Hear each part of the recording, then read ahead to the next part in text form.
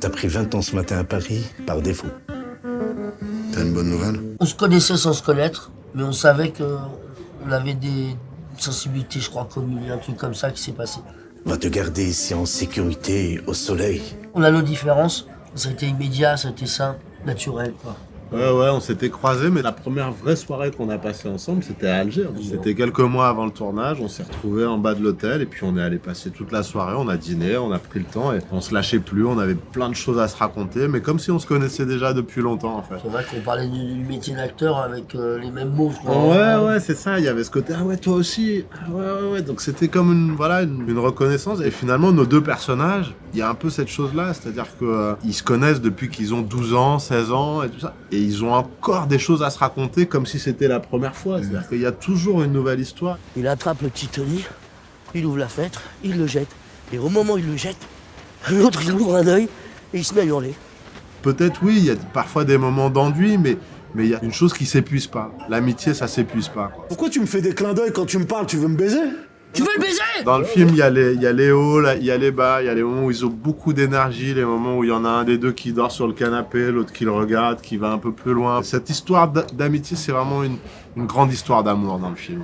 Il y en a un qui est un peu plus tête de con que l'autre, qui est toujours en train de gueuler, qui est jamais content. Samir, je vais te demander de me rendre ton badge et de plus revenir au bureau, t'es licencié pour faute grave. Il y en a un qui mange un peu plus que l'autre. Voilà, c'est ça. L'amitié, c'est à travers les différences des uns et des autres, avec une sensibilité qui reste la même. Et c'est ça qui devient beau, parce que le cinéma, c'est une grande histoire, quoi. Moi, ça a toujours fait rêver. T'as rapporté quelques paires de lunettes, je crois. Non, moi, j'ai rapporté tout, ma jonca, j'ai tout ramené, mes bijoux, j'ai tout ramené. Je voulais pas en faire un beauf. Je ne vais pas faire de Roger, déjà que le nom n'est pas facile à porter. C'est ma génération, je la connais. Je leur ai dit, bon, vous m'habillez pas comme un abruti. Ils aussi, hein, ils exportent des trucs de Dolce Gabbana, des slips de bain, des trucs à la con. J'ai dit, non, faut que Roger soit classe, quoi. Faut qu'il ait quand même du style.